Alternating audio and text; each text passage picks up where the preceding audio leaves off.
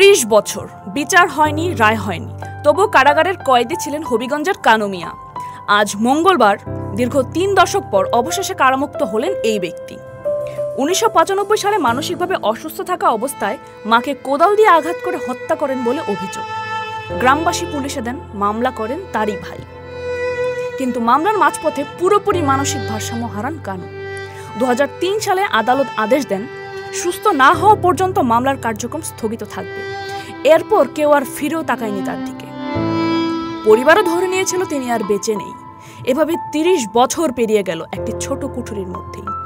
সম্প্রতি হবিগঞ্জের legal aid কর্মকর্তা সিনিয়র সহকারী জাজ আব্বাস উদ্দিন কারাগার পরিদর্শনে গিয়ে নজরে আনেন এই অবহেলিত মানুষটিকে।